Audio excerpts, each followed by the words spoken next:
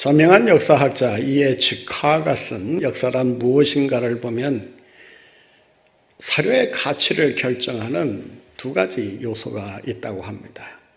이 두 가지 요소를 만족시킬 때 진정한 사료로 인정받게 된다는 것입니다. 첫 번째 요소가 사실성입니다. 실제로 일어났던 일이냐라는 것입니다. 실제로 일어난 일이 아닌 경우에는 사료의 가치로 인정받을 수가 없다. 너무나 분명한 사실 아니겠습니까? 두 번째는 역사성이 있느냐. 이 역사성이라고 하는 말은 일어난 사건의 의미가 후대로 계속해서 전해지고 그 영향력이 시대를 거듭할수록 나타나고 있느냐. 사실성이 있다 해도 역사성이 없으면 사료의 가치가 현저하게 떨어진다는 것입니다. 따라서 사실성과 역사성이 함께 작동해야, 그래야 사료로서 인정받을 수가 있고 그 사건을 많은 사람들이 기억하게 된다는 것입니다. 예수 그리스도의 부활은 이 두 가지를 만족시켜주는 사건이라고 할 수 있습니다. 예수 그리스도의 부활은 사실에 입각한 팩트라는 사실을 우리가 잊지 말아야 합니다. 독일어로는 das, 바로 그것이라는 그 사실을 가리키는데, 사실이냐, 예수 그리스도의 부활이 역사적으로 실제로 있었느냐, 일어났었느냐. 어떤 사람들은 부활 신앙이 중요하지 부활 사실은 그렇게 중요하지 않다, 이런 엉뚱한 말을 하는 사람들이 있습니다. 그러나 예수 그리스도의 부활을 말할 때 사실성을 제쳐놓고 역사성만을 가지고 이야기한다면 우리가 믿는 진리가 자칫 잘못하면 허구에 세워진 진리일 수 있다라고 하는 것입니다. 부활 신앙이 먼저 있고 그 다음에 부활 사실이 뒤따라오는 것이 아니고, 부활 사실이 있고 난 이후에 그 부활의 사실을 신앙으로 받아들이고 고백하게 되는 것입니다. 따라서 여러분들이 부활을 믿는다라고 했을 때 그 믿음의 근거는 역사적인 사실에, 팩트에 있는 것이지, 여러분이 나름대로 부활에 대한 신념이나 어떤 나름대로 가지고 있는 사고에 의해서 결정되는 것이 아니다라고 할 수 있습니다. 예수 그리스도의 부활은 역사적인 사실일 뿐만 아니라 그 부활 사건으로 인해서 그 부활을 믿는 사람들에게 세상이 바뀌고 사람들의 의식이 변화되는 이런 영향력을 강력하게 나타내고 있다라고 하는 것입니다. 복음서를 보게 되면 사복음서가 예수 그리스도의 십자가의 고난과 예수 그리스도의 부활을 공통적으로 보도하고 있습니다. 사복음서가 공히 이 두 사실을 보도하고 있다는 것은 이 사실이 역사적으로 있었던, 실제로 있었던 사건일 뿐만 아니라 이 사건으로 인해서 놀라운 변화가 일어나게 되었다라는 사실을 우리에게 가르쳐주고 있다는 것입니다. 따라서 우리의 부활 신앙은 역사적 사실에 근거하고 있기 때문에 우리는 이 사실이 진리라는 것을 마음껏 고백하고 증거할 수 있어야 하는 것입니다. 사실임에도 불구하고 사실인지 아닌지 반신반의하고 있다면 그 사람의 신앙은 보나마나 한쪽만 구워진, 그리고 한쪽은 덜 익은 이런 반반의 신앙에 불과할 것입니다. 예수 그리스도의 부활은 부활하신 예수 그리스도만이 진정한 이 세상의 통치자가 되신다는 사실을 선언하는 사건이라고 할 수 있습니다. 오늘 본말씀 2절에 보면 이런 말씀이 기록되어 있습니다. 같이 읽겠습니다. 큰 지진이 나며 주의 천사가 하늘로부터 내려와 돌을 굴려내고 그 위에 앉았더라. 이 말씀이 도대체 무슨 의미를 가지고 있길래 예수님이 진정한 통치자라는 것을 선언하는 말이냐. 여기서 돌이 의미하는 바는 당시의 로마 권력을 상징적으로 우리에게 보여주고 있습니다. 로마 당국이 개입하지 않았다면 이 돌은 그냥 평범한 그 무덤을 가리는 돌로 사용되었을 것입니다. 그런데 이 무덤문에 대해 로마 당국이 각별히 신경을 쓰면서 이 문을 지키기 위해 군사까지 파견하면서 이 무덤문을 보호하려고 했던 것입니다. 27장 66절 말씀해 보면 그들이 경비병과 함께 가서 돌을 인봉하고 무덤을 굳게 지키니라 라고 기록하고 있습니다. 파수꾼을 보냈을 뿐만 아니라 보초병을 보냈을 뿐만 아니라 돌을 인봉하고 매우 중요한 의미를 갖고 있습니다. 인봉한다는 것은 그 무덤문이 잘못 생각하는 사람들에 의해서 그 무덤이 파헤쳐지거나 또 시신이 없어지는 이런 그 도난 행위를 방지하기 위해서 무거운 돌을 무덤 입구에 가려 놓게 됩니다. 이 돌을 움직였느냐 그렇지 않느냐를 확인하기 위해서 밀랍을 사용해서 바위 주위를 둘러 바르게 됩니다. 그 밀랍이 그대로 있으면 누구도 손을 대지 않은 것이고 조금이라도 떨어져 있거나 부서져 있으면 누군가가 이 무덤을 해치기 위해서 손을 댔다는 것을 확인할 수 있다는 것입니다.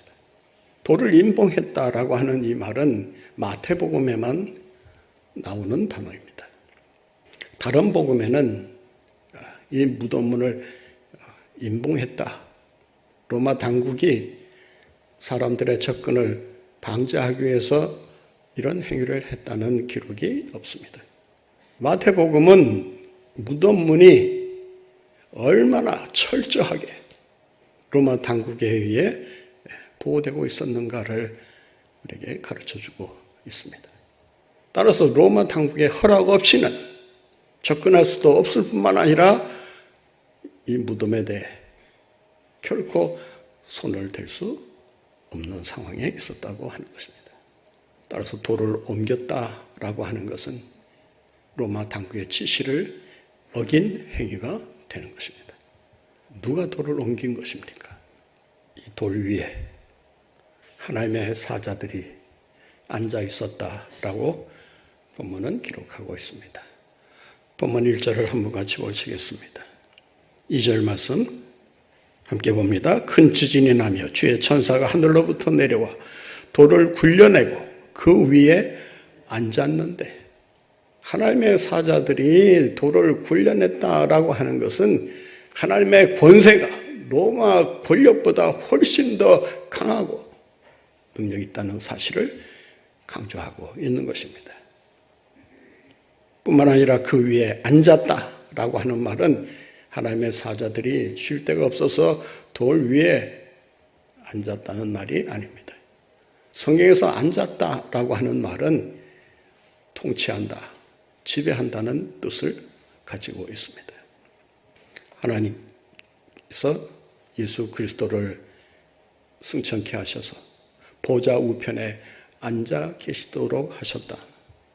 앉아 계신다, 보좌 우편에 앉아 계신다라고 하는 말은 아무 일도 안 하고 그냥 그 자리에 고정적으로 앉아 계시는 그런 상태를 말하지 않습니다. 예수님께서 온 세상을 통치하시고 지배하고 계시다라고 하는 것입니다. 따라서 이 사건은 세상의 어떤 권력으로도 어떤 힘으로도 어떤 지식으로도 결코 예수 그리스도의 부활을 막을 수 없다고 하는 선언이라고 할 수 있습니다. 로마 당국이 어떻게 하든지 예수 그리스도의 부활을 막아보려고 했지만 성공할 수 없었던 것입니다. 왜냐하면 이 부활 사건은 하나님께서 직접 개입하셔서 행하신 일이기 때문입니다. 이 세상 그 무엇으로도 예수의 부활을 막을 수 없다는 이 한 가지 사실만 놓고 보더라도 예수 그리스도의 부활이 얼마나 위대한가를 우리에게 가르쳐주고 있는 것입니다. 28장 11절부터 15절까지 보면 예수 그리스도께서 부활하셨다라고 하는 사실을 소문이 나지 않도록 현장을 목격한 사람들의 입을 막기 위해서 많은 돈을 주어 매수했다라고 기록하고 있습니다. 12절 말씀해 보면 군인들에게 돈을 많이 주며 얼마나 많은 돈을 줬는지는 모르겠지만 사실이 사실대로 전해지는 것이 두려워서 많은 돈으로 그들의 입을 막으려고 했던 것입니다. 그리고 자신들의 행위를 정당화하기 위해서 예수께서 부활하셨다는 말을 이런 식으로 둘러대라고 지시하고 있습니다. 제자들이 밤에 몰래 와서 시체를 훔쳐갔다. 예수께서 부활하셔서 무덤이 비어있는 것이 아니라 제자들이 밤중에 몰래 와서 훔쳐갔기 때문에 무덤이 비어있을 뿐이다. 부활한 것이 아니다. 이런 식으로 음모를 꾸미고 그 소문을 미리 방비하기 위해서 이런 행동을 취했던 것입니다. 그러나 사람의 방법이 결코 하나님의 일을 가로막을 수 없다는 사실을 이 말씀을 통해 우리가 발견하게 됩니다.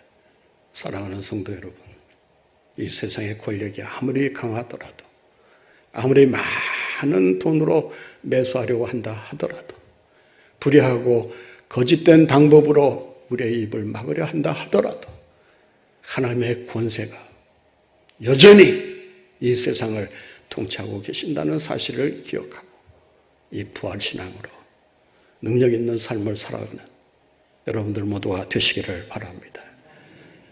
오늘 말씀해 보면 예수님의 부활로 인해서 놀라운 소망이 나타나게 된 사실을 보여주고 있습니다. 예수님의 무덤가를 찾은 두 명의 여성은 예수님께서 부활하셨다는 것을 확인하기 위해서가 아니라 단지 무덤이 어떻게 됐는지 무덤을 돌아보기 위해서 그곳을 찾아갔다라고 성경은 기록하고 있습니다. 부활에 대한 어떤 기대도, 어떤 소망도, 어떤 소원도 갖고 있지 않았다라고 하는 것입니다. 본말씀 1절 한번 다시 보시겠습니다. 안식일이 다 지나고 안식 후 첫날이 되려는 새벽에 막달라 마리아와 다른 마리아가 무덤을 보려고 갔더니 보려고 갔다라고 할 때 이 본다라고 하는 동사는 유심히 관찰하는 그런 차원에서 보는 게 아니고 구경 삼아 한번 둘러보기 위해서 그 상황이 어떻게 됐는가를 단지 관람하기 위해서 갔다. 그런 뜻입니다. 부활하신 예수님을 보고 만나기 위해서가 아니라 무덤을 보려고 갔다. 여성들이 예수님의 그 장사 지낸 바 된 사실을 놓고 무슨 생각을 했겠습니까? 예수님도 어쩔 수 없구나. 죽음 앞에서는 다 침묵할 수밖에 없는 것이구나. 죽음으로 모든 것이 끝났다라는 생각을 이 두 여성들이 하고 있었던 것입니다. 두 여성들만인 줄 아십니까? 오늘 본문에 보면 남성 제자들은 찾아볼래야 찾아볼 수 없을 정도로 한 사람도 나타나지 않고 있습니다. 아마 남성들은 아마 이런 생각을 했을 거예요.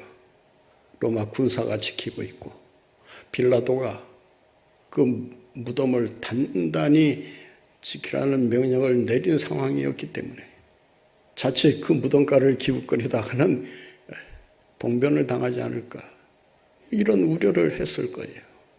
뭐 여성들도 그런 생각을 안 한 것은 아니지만 예수님의 제자들보다는 아마 그런 생각을 좀 덜 하지 않았을까.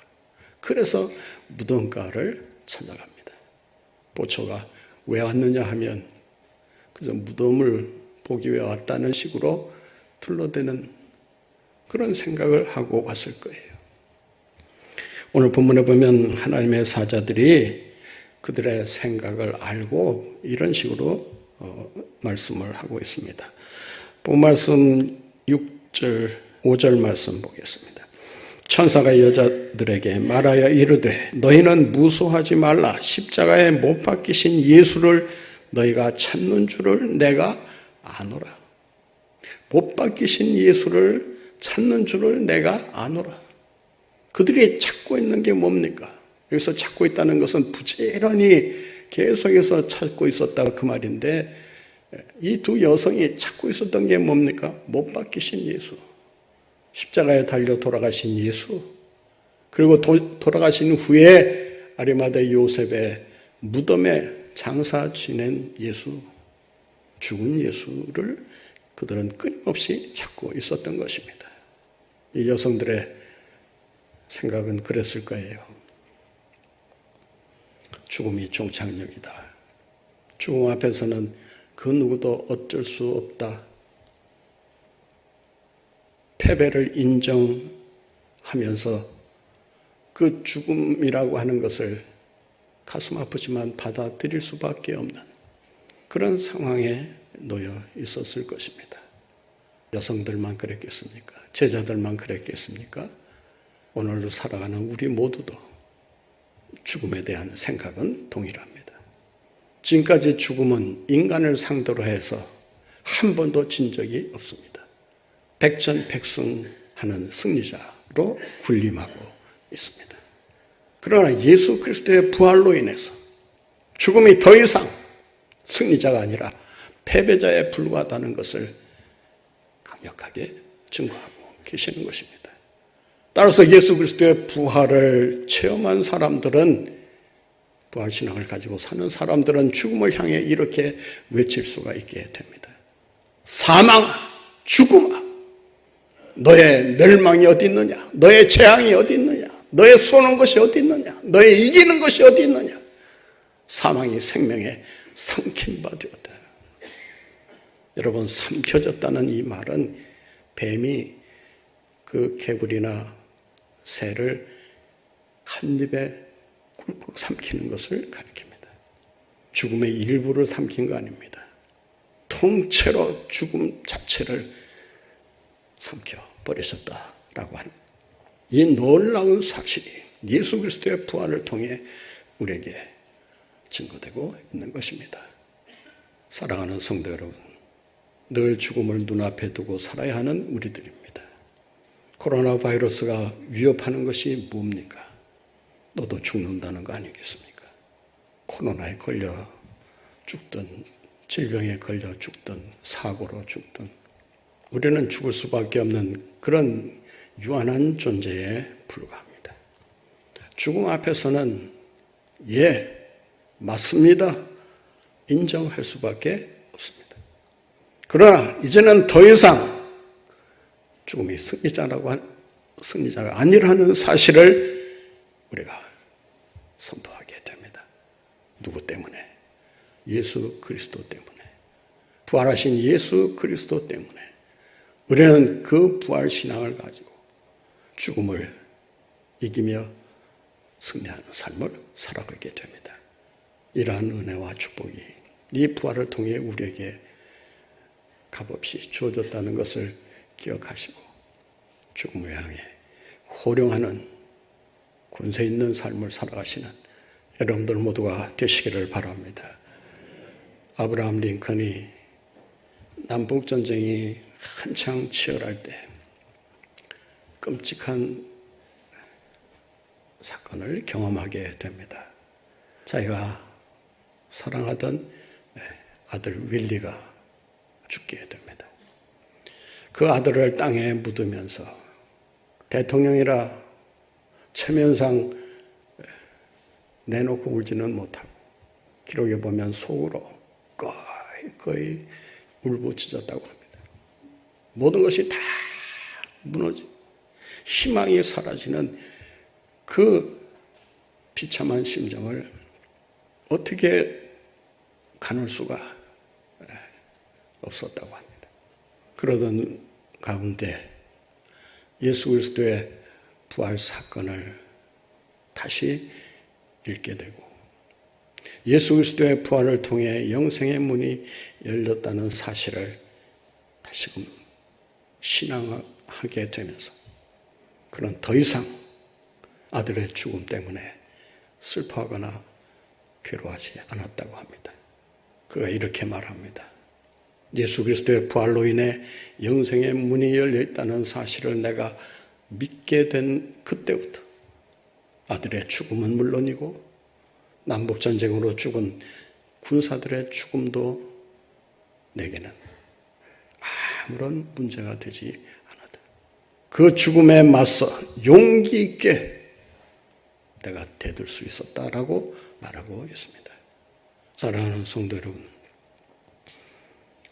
죽음으로 끝이 아니라 예수 그리스도의 부활로 새로운 시작이 우리에게 시작되었음을 기억하시고 죽음 앞에서도 두려워하지 말고 불안에 떨지 말고 사망을 향하여 너의 이기는 것이 어디 있느냐 외치며 날마다 부활 신앙으로 승리의 삶을 살아가시는 여러분들 모두가 되시기를 바랍니다.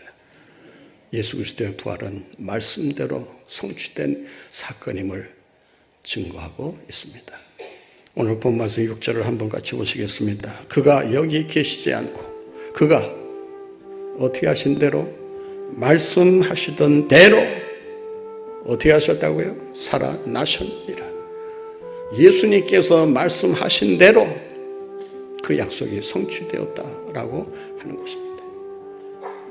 예수 그리스도의 부활은 약속 성취에 근거한 사건이기 때문에 우리는 말씀대로 살아갈 때 하나님의 약속이 어떻게 이루어지는가를 우리가 몸소 경험할 수 있다라고 하는 것입니다. 예수님은 베드로의 고백이 있고 나서 베드로의 고백이 뭡니까? 주는 그리스도시요 살아계신 하나님의 아들이시니다라는 이 고백이 있고 나서 바로 예수님께서 뭐라고 예언하십니까? 내가 이제 예루살렘으로 올라가서 붙잡혀 고난을 받고 내가 죽게 되는데 그런데 죽는 것으로 끝나는 것이 아니라 3일 후에 내가 부활하게 될 것이다. 이 예언을 16장, 17장, 19장 계속해서 5번에 걸쳐서 내가 십자가에서 고난을 받고 죽었다가 다시 부활하게 될 것이라는 말씀을 예언하고 있습니다. 사랑하는 성도 여러분, 예수님의 순환도 약속대로 이루어졌다면 예수님의 부활도 약속대로 이루어졌다면 내가 너희를 다시 살리리라고 하는 주님의 약속 또한 분명히 성취될 것을 믿고 부활신앙을 가지고 날마다 힘차게 전진하며 살아가시는 여러분들 모두가 되시기를 바랍니다.